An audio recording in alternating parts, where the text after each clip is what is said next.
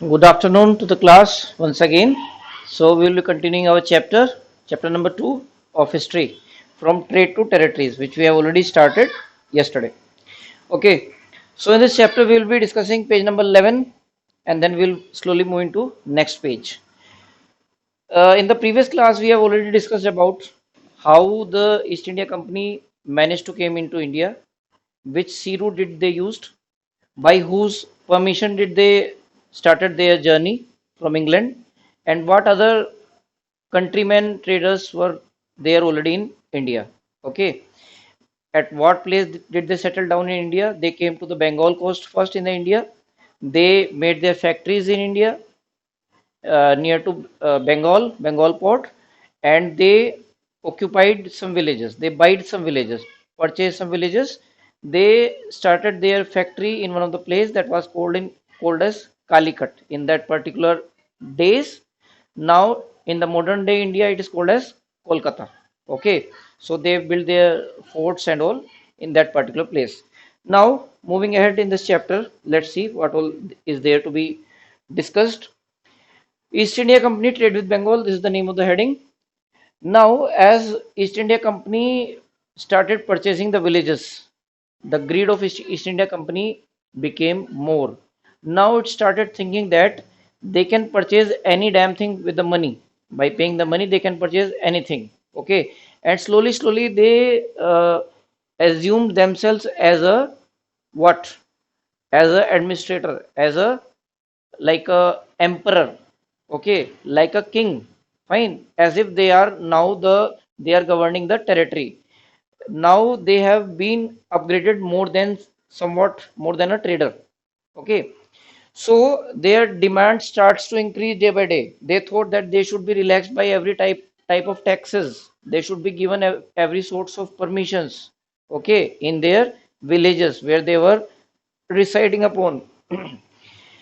What was happening is, in return, as this Britishers was were getting permissions regarding the levy in revenue, as they were being granted concession in revenue taxes, the Bengal Nawabs were suffering a huge loss in revenue. Okay, since they were opening the gates for the Britishers and everything was, relaxed for them, directly or indirectly, Bengal Nawabs were facing a huge loss. Okay, the demands of Britishers were increasing, and also they were by different ways, means through in a secret way or by hiding themselves, they were running some many sorts of business, which were not being taken as a written permission from Nawabs. Fine. So they were doing many things which were not in the knowledge of the ruler, the local ruler, the Nawabs. Fine. Then one of the local ruler over there, the Nawab of Bengal, Murshid Quli Khan, he was not at all happy with the business that was East India Company was doing. Okay, since he was seeing that they were giving a heavy loss to the state of Bengal. Now, moving ahead further, how this trade slowly stepped towards to turn into a battle. What happened was, after the death of Aurangzeb, the Nawabs of the provinces, they became autonomous, means they became sort of independent. Now they were capable to take their decisions by their own. So they were Nawabs at that particular time, like Murshid Ali Khan, Ali Wardi Khan, Sirajuddaulah. These two, three prominent Nawabs, they were powerful by all means in the area of Bengal. They were a sort of, they were very united.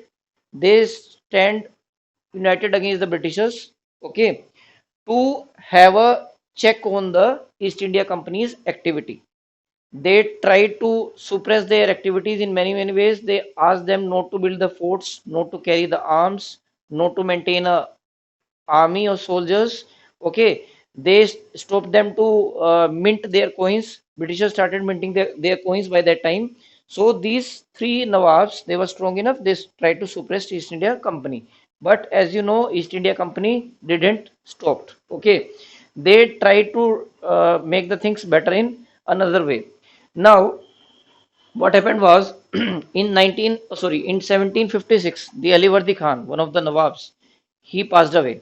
Okay, as he passed away, Sirajuddaulah was made the Nawab of Bengal, and since Britishers were not in a mood of listening to this Nawabs, they were not giving any ear to their farmans. What happened was Sirajuddaulah finally launched a battle. He took 30,000 soldiers and he attacked on those areas where Britishers were having their factories like Calicut and all. Okay, so actual battle took place at the place of what? Plazi. That's why the name of the battle was Battle of Plazi. Okay, then Battle of Plazi took place, and in that battle, Sirajuddaulah, as I already told, he invaded with 30,000 troops. In the first phase, in the initial phase of war, he somehow got victory in that war. But in the second phase, East India Company gave the charge to Robert Clive, one of the commander of British East India Company. Robert Clive had a war with this Sirajuddaulah. And what happened was in that war that Sirajuddaulah had to face a defeat in that particular war. One of the reason was Mir Jafar, one of the uh, companion to Sirajuddaulah, one of the military general or Nawab, you can say, he didn't responded in that war from Sirajuddaullah's side. He betrayed. He supported instead whom? Britishers. That's why the Sirajuddaulah became weak and he was defeated in the war. This Battle of Plazi was the war first genuine war that was being fought by the Britishers in India and that was being won by them. Okay, so dear students, we have discussed more or less up to here, page number uh, 12 and 13. This war, let me mention the year also. It was 1757. Means it was a stuff of more than a year. Okay, so some happenings happened in 1757, some later and some on. So this was the thing how the Britishers started gaining power in India. Then they became into habit of having wars and acquiring territories. So that's all, my dear students, for today. Have a reading of this, collect the facts, collect the things, the name of the people, the year, the places, and then we will move further in our next class. That's it for the day. Thank you and have a nice day.